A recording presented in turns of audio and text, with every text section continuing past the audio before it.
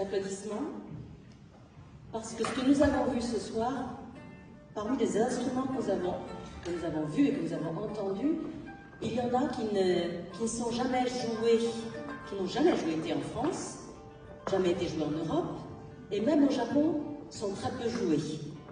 C'est le cas notamment du horagai, ce coquillage.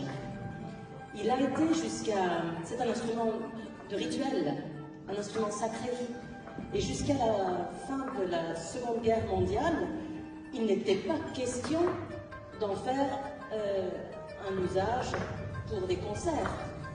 Il était entièrement dédié au rituel. C'était un moyen de communiquer avec les dieux.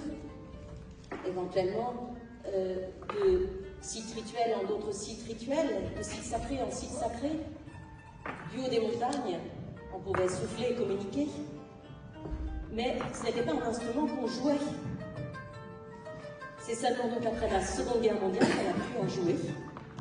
On pourra faire de la musique. Et c'était un instrument qu'on mettait entre les mains des hommes uniquement. Les femmes ne peuvent jouer cet instrument que depuis il y a 10 ans seulement.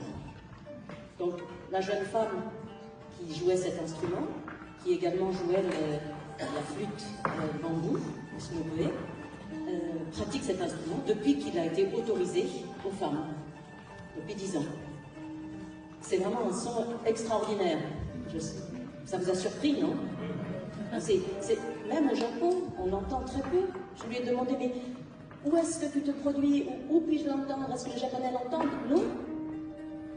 Peut-être si elle fait un concert, ou donc dans certaines régions qui ont vraiment comme souhait très très fort de garder la tradition, ce qui est le cas de ces artistes et de nombreux artistes qui vont être présents tout au long de la Japan Week. Donc c'est ça qu'on nous amène ici. C'est à ça qu'on assiste. La transmission aussi de japonais en japonais, aux japonais, de cette musique, de ces arts, de ces façons de vivre. Donc on est très chanceux. Ce que nous allons voir maintenant parle aussi de transmission.